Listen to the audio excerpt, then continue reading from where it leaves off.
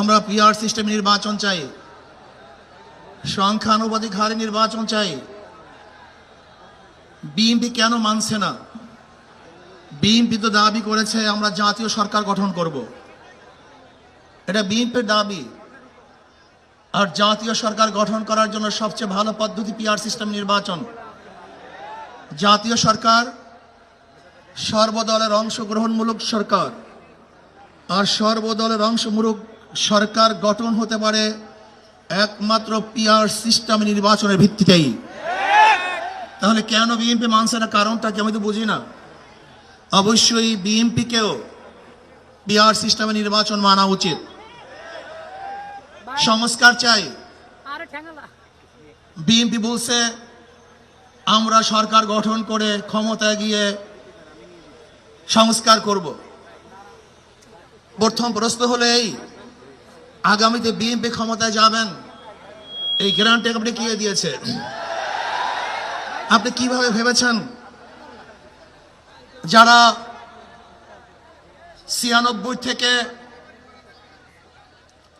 96 পর্যন্ত ফেল করার কারণে 96 ক্ষমতায় আসতে পারে নাই, আবার 2001 থেকে 2005 পর্যন্ত দেশ চালাবার কারণে 2008-এ তারা ক্ষমতায় আসতে পারে নাই।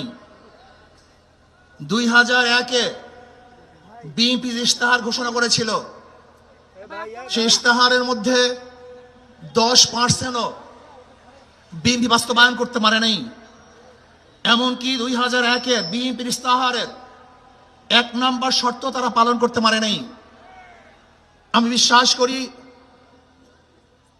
আগামীতে ক্ষমতায় কে যাবে না না যাবে আমি জানি না, কিন্তু বাংলাদেশের জনগণ কোন দুর্নীতিবাজ, চাঁদাবাজ, দখলবাজ, খুনিদেরকে আর ক্ষমতায় নিবে না। বাংলাদেশের জনগণ রক্ত দিয়েছে, জীবন দিয়েছে বাংলাদেশে চাঁদাবাজি করার জন্য নয়, খুন করার জন্য নয়, দেশকে দখল করার জন্য নয়, দুর্নীতি করার জন্য মানুষ রক্ত দেয় নাই, জীবন দেয় নাই। বাংলাদেশের মানুষ জীবন দিয়েছিল, মানুষ মুক্তি পাবে, শান্তি পাবে। আমার গরিব দুঃখী মেহনত মানুষ ক্ষুধার্ত থাকবে না। বাংলাদেশের একজন মানুষও খোলা আকাশের নিচে থাকবে না। বাংলাদেশের একজন গরিব বস্ত্রহীন থাকবে না। আমার বাংলাদেশের কোন মানুষ গুম হবে না, খুন হবে না। বাংলাদেশের কোন ব্যবসায়ীকে চাঁদা দিতে হবে না। বাংলাদেশের প্রত্যেক নাগরিক অধিকার বাস্তবায়ন হবে, তারা শান্তিতে বসবাস করতে পারবে, নির্বিঘ্নে ঘুমাতে পারবে।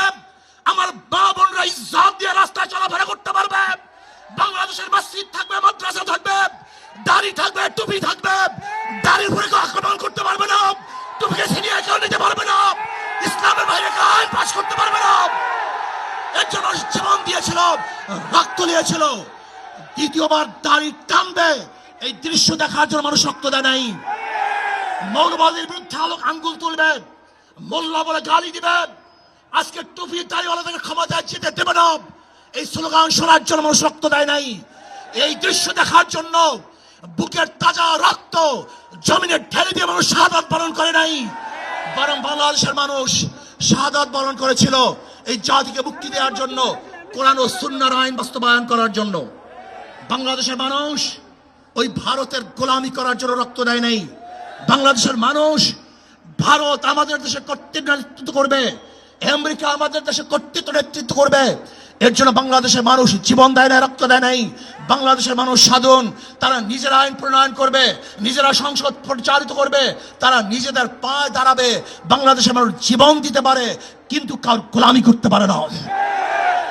তারা ভাইয়েরা আমার, আমি বিশ্বাস করি আজকে মঞ্চে যারা আছেন, যদি আমরা মুনাফিকি না করি, মঞ্চে যারা আছে যদি মুনাফিকি না করি,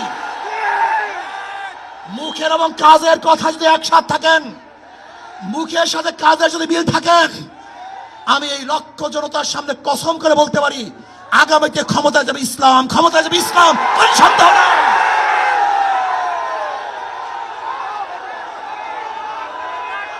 কিন্তু খবরদার যদি মুনাফিকি করি, তাহলে দেশের মানুষ সচেতন হয়েছে, এদেশের মানুষ সব জ্ঞানী হয়ে গেছে। বিশ্বাস করবেন না, একজন রিক্সাওয়ালা, ঠেলাওয়ালা, কুলি মজদুরের বক্তব্য শুনলে আমরা আশ্চর্য হয়ে যাই। বাংলাদেশের মানুষ কত সচেতন, তারা কত সচেতন হয়েছে। যদি আমরা মুনাফিকি না করি, যদি আমরা ঐক্যবদ্ধ থাকি, বাংলাদেশে একটা বাক্স ইসলামের নামে দিতে পারি। যেরকম আমেরিকা এবং ওই জারস ইসরায়েল ইরানের উপর আক্রমণ করে ভেবেছিল মুহূর্তের মধ্যে নিচ্ছিন্ন করে দিবে, কিন্তু আক্রমণ করার পরে দেখেছে ইরানের গুহার থেকে কোথার থেকে বোম মিসাইল চলে আসছে। আমেরিকা এবং ইসরায়েল যেরকম অনুভব করতে পারে নাই, বাংলাদেশের বুকে যদি একটা বাক্স দেওয়া হয়, বাংলাদেশের ঘরের থেকে এমন মিসাইল বের হবে, এমন বোমা বের হবে, গোটা বাংলাদেশ থেকে, গোটা দুনিয়া থেকে ইসলামের দুশ্মনকে ধ্বংস করে ফেলবে ইনশাআল্লাহ। ঐক্য হন, মুনাফিকি করবেন না, একসাথ হন, ঐক্যবদ্ধ হন। এইটা আমার মেসেজ থাকবে। যদি ঐক্যবদ্ধ ভাবে ক্ষমতার লোভকে সংবরণ করে আমি ক্ষমতায় যেতে চাই না, ইসলামকে ক্ষমতায় নিতে চাই। আমি ক্ষমতায় যাইতে চাই না, কোরআন ও সুন্নাহকে ক্ষমতায় নিতে চাই। যদি আদর্শ লালন করেন, এই নীতি আদর্শ যদি গ্রহণ করেন, ইনশাআল্লাহ নাসরুম মিনাল্লাহি ফাতহুন করিব, অবশ্যিরিস সাবিরিন। সেই দিন আসতেছে, আমি দেখতেছি, মনে হয় আমার চোখের সামনে আমি দেখতেছি। ওই সংসদের মধ্যে কলেমার কথা হবে, কোরআন ও সুন্নাহর কথা হবে, লা ইলাহা ইল্লাল্লাহ উচ্চারিত হবে। গোটা বাংলাদেশের মানুষ শান্তিতে বসবাস করতে পারবে। জুলুম থাকবে না, অত্যাচার থাকবে না, অবিচার থাকবে না। প্রত্যেকটা মানুষের প্রাপ্তি তাদের ঘরে ঘরে পৌঁছানো হবে। আজকে আমার মা বোনেরা মনে করছে ইসলাম ক্ষমতা আসলে আমাদের অবস্থাটা কি হবে। ইসলাম ক্ষমতা আসলে প্রত্যেকটা মা বোনের ন্যায্য অধিকারকে প্রতিষ্ঠিত করা হবে। ইসলাম ক্ষমতা আসলে আগামী 5-10 বছরের মধ্যে সমস্ত গরিবরা দরিদ্র সীমার উপরে চলে যাবে। ইসলাম ক্ষমতা আসলে 28 লক্ষ কোটি টাকা বিদেশে পাচার হবে না, দুর্নীতি থাকবে না, জুলুম থাকবে না, অত্যাচার থাকবে না, নির্বিচার কোনো মানুষ আর খুন হবে না, গুম হবে না। ইসলাম ক্ষমতা আসলে শ্রমিকদেরকে তাদের অধিকার আদায়ের জন্য রাস্তায় নামার কোনো প্রয়োজন হবে না। ইসলাম ক্ষমতা আসলে কৃষক, শ্রমিক, মজদুররা তাদের অধিকারকে প্রতিষ্ঠিত করার জন্য ইসলামী সরকার তাদেরকে নিয়ে কমিটি গঠন করে তাদের প্রাপ্তি তাদের কাছে পৌঁছে দেবে। আসুন, ইসলামী হুকুমাত কায়েম করার জন্য আমরা চেষ্টা করব। আজকে আমাদের এই জনসভায় যশোর থেকে আমার কিছু ভাই আসার সময় তার অ্যাক্সিডেন্ট হয়ে শাহাদাত বরণ করেছে।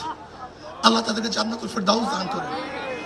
আমার অনেক ভাইয়ের আহত অবস্থায় আছে, আল্লাহ পাক তাদেরকে সুস্থ করে দেন। আসুন, আজকে জনসমুদ্রে আমরা আসছি, আমাদের টাকা নাই, পয়সা নাই, নিজের পয়সা দিয়ে এসছি, নিজের খানা খেয়েছি। এই জাতিকে, এই দলকে, এই কাফেলাকে গোটা দুনিয়ার কোনো প্রশক্তি পরাজয় করতে পারবে না, থামিয়ে রাখতে পারবে না। অবশ্যই ইনশাআল্লাহ আমরা বিজয় হব।